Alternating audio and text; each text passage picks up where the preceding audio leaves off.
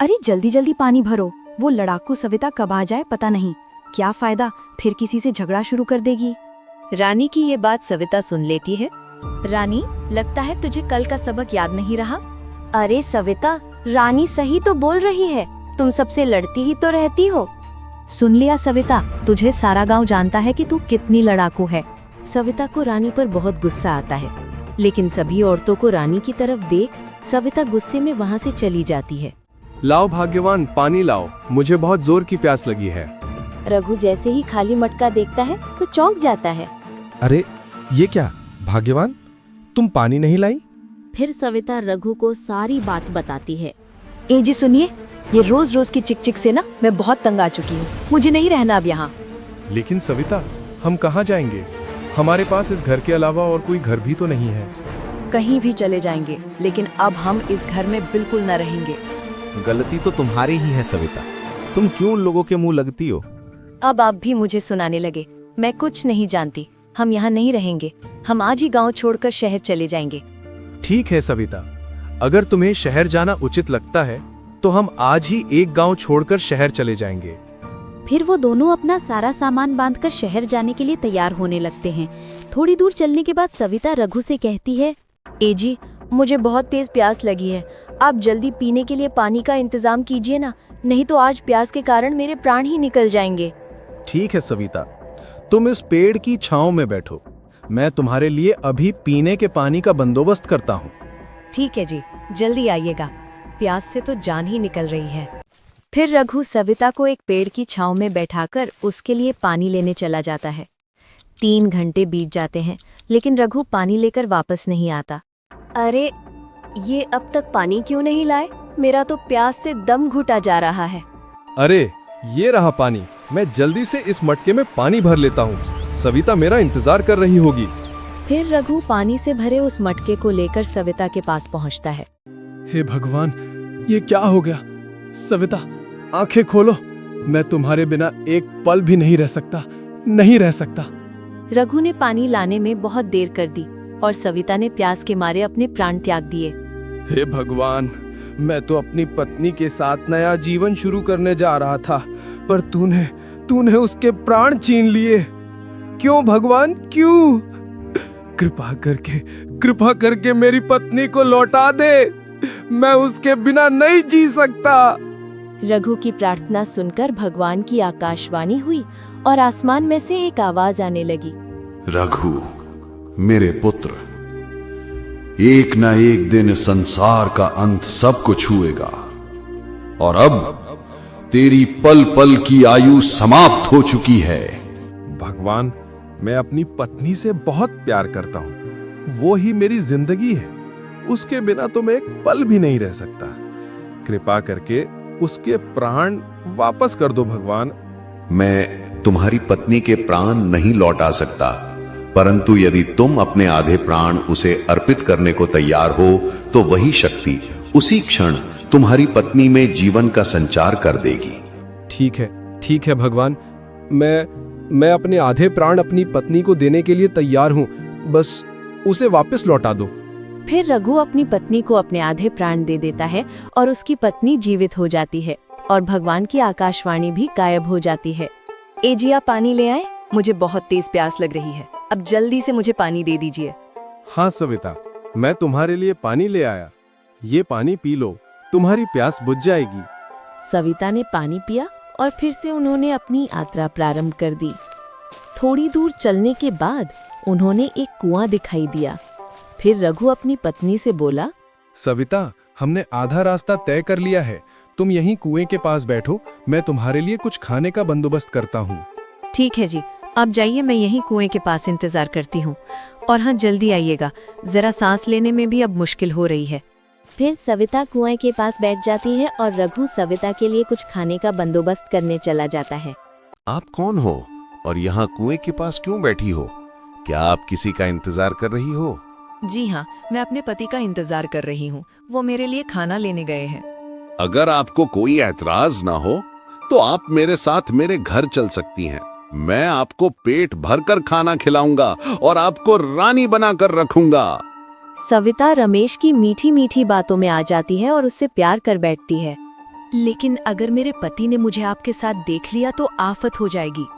जब तुम्हारा पति यहाँ पर आएगा, हम दोनों मिलकर उसको कुएं में धकेल देंगे और एक हंसी खुशी जीवन बिताएंगे। रमेश और सविता आपस में बात कर ही रहे थे कि तभी वहाँ रघु आ जाता है। ये लो सविता, मैं तुम्हारे लिए खाना ले आया, लेकिन तुम्हारे साथ ये व्यक्ति कौन है? जी, ये व्यक्ति यहीं से जा रहे थे, मुझे कुएं पर बैठा देख मेरे पास आ गए। खैर ये सब छोड़िए ना, क्या आप मेरे लिए खाना ले आए? हाँ, खाना ले आया हूँ तुम्हारे लिए। अब खा लो जल्दी से, अभी लंबा सफर बाकी है। जल्दी से ये सारा खाना खा लो, हमें अभी और भी सफर तय करना है। और तभी सविता नाटक करते हुए रघु से बोली, ए जी, लगता है कुएं में से कुछ आवाजें आ रही हैं, जाकर देखिए तो जरा। लेकिन मुझे तो कुछ भी आवाजें नहीं आ रही हैं। लगता है ये तुम्हारा भ्रम है सविता। नहीं जी, ये मेरा भ्रम नहीं हो सकता। आप कुएं में झांक कर देखिए ना, लगता है इस कुएं के अंदर कोई है। मुझे बहुत डर लग रहा है। ठीक है सविता, अगर तुम कहती हो तो मैं इस कुएं के अंदर झांक कर देखता हूँ। फिर रघु कुएं में झांकने लगता है और मौका देखकर सविता और रमेश रघु को उस कुएं में धकेल देते हैं। अरे कोई तो बचाओ, मुझे इस कुएं से निकालो, कोई तो है वहाँ ऊपर, सुनो, बचाओ मुझे। सविता, अब इस रघु को कुएं में से कोई नहीं बचा सकता। ये कुआं काफी गहरा है, अब तक तो इसको सांप बिच्छू मारकर खा गए होंगे।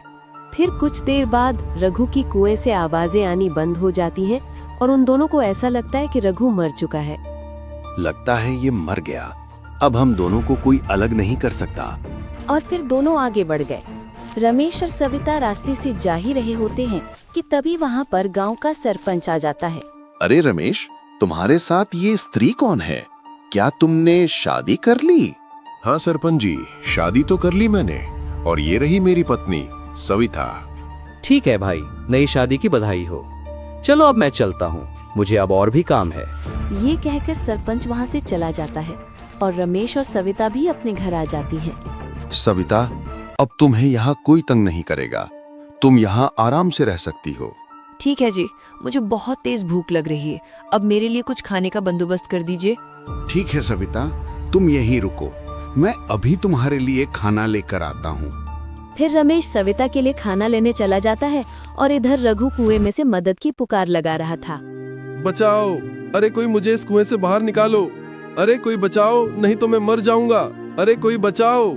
रघु की आवाज सुनकर कुछ लोग कुएं के पास आते हैं और रघु को कुएं से बाहर निकालते हैं। फिर रघु उस व्यक्ति से कहता है, मुझे कुएं से बाहर निकालने के लिए आपका बहुत बहुत धन्यवाद। मैं आपका ये उपकार जिंदगी भर नहीं भूलूंगा। वो सब तो ठीक है भाई, लेकिन तुम इस कुएं में गिर कैसे गए? भगवान का ही धन्यवाद है कि तुम बच गए, वरना इस कुएं में सांप और बिच्छू रहते हैं। फिर रघु उन लोगों को रमेश और सविता की सारी बातें बताने लगता है। ओह, अच्छा तो ये बात है। क्या नाम बताया तुमने अपनी पत्नी का? जरा फिर से कहना। मेरी पत्नी का नाम सविता है भाई, और वो बहुत ही धोखेबाज निकली। अगर वो मुझे मिल गई ना तो मैं उसे छोड़ूंगा नहीं। अरे भाई, तुम बस ये समझो कि तुम्हारी पत्नी तुमको मिल गई। लेकिन वो कैसे भैया? क्या तुमने मेरी पत्नी को देखा है? वो कहाँ रहती है? हाँ भाई, हमारे गांव में एक रमेश नाम का व्यक्ति रहता है और उसने अभी अभी शादी की है और उसकी पत्नी का नाम भी सविता है। हो ना हो वो तुम्हारी पत्नी सविता ही है। भाई, क्या आप मुझे बता सकते हो कि वो दोनों कहाँ रहते हैं? गांव में एक मंदिर के पास उनका घर है, वो दोनों वहीं पे रहते हैं। मुझे ये सब बताने के लिए धन्यवाद भाई, आपका एहसान मैं कभी नहीं भूलूंगा। ठीक है भाई, अब मैं चलता हूँ। ठीक है भाई, हम भी ईश्वर से यही प्रार्थना करते हैं कि तुम्हें जल्दी ही इंसाफ मिल जाए। फिर रघु रमेश और सविता को ढूंढने उस गांव के अंदर चला जाता है। अरे भाई, क्या आपने रमेश और सविता को देखा है? वो जो अभी अभी शादी किए हैं?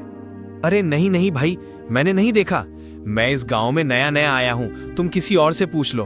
फिर रघु कई लोगों से पूछताछ करता है, लेकिन उसे रमेश और सविता के बारे में कोई जानकारी नहीं मिलती और थक हार कर रघु एक पेड़ के नीचे बैठ जाता है।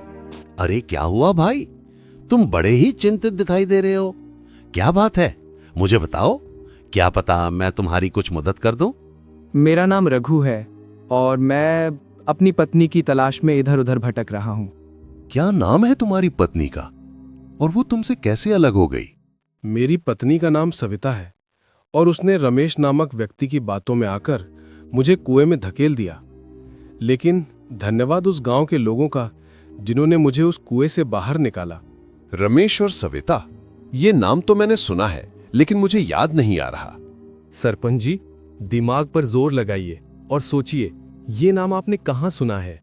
मेरी याददाश्त थोड़ी कमजोर है, इसलिए याद नहीं आ रहा। सरपंच जी, सोचिए, उन दोनों को ढूंढना मेरे लिए बहुत जरूरी है। फिर सरपंच कुछ देर सोचता है और उसको वो नाम याद आ जाता है। अरे हाँ, याद आ गया। रमेश और सविता नाम के दो पति पत्नी ने अभी अभी शादी की है भैया। कहीं उसकी पत्नी तो तुम्हारी पत्नी नहीं है? हाँ सरपंच जी, वही मेरी पत्नी थी। क्या आप मुझे उन दोनों के पास ले जा सकते हैं? हाँ हाँ, क्यों नहीं। चलो मेरे साथ, मैं अभी तुमको उनके पास ले चलता हूँ।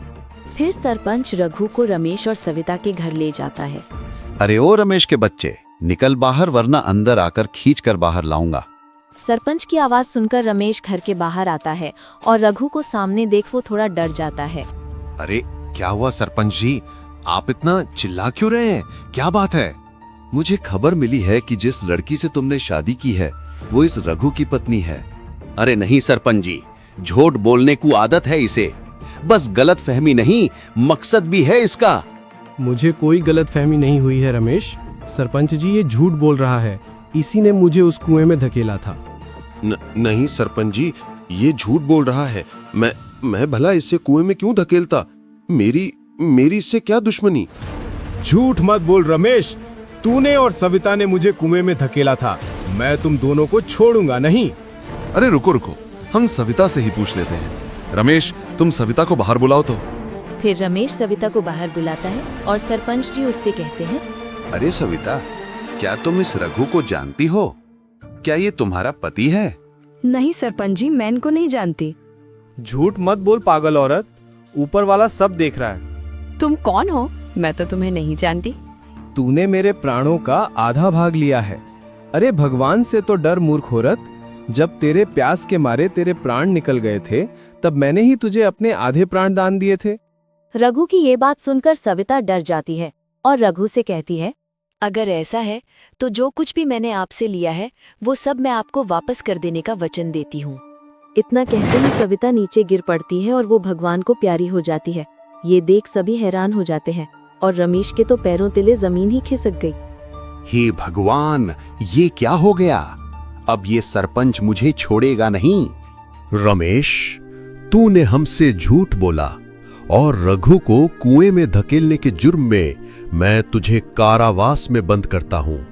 अरे सविता, अगर तुम मुझसे झूठ न बोलती तो शायद ये सब कभी होता ही नहीं। चुप हो जाओ रघु, अब होने को कौन टाल सकता है। अब जो हुआ सो हुआ, तुम्हें चिंता करने की कोई जरूरत नहीं है। इस कहानी से हमें ये सीख मिलती है, अगर तुम बुरा करोगे तो तुम्हारे साथ भी बुरा ही होगा।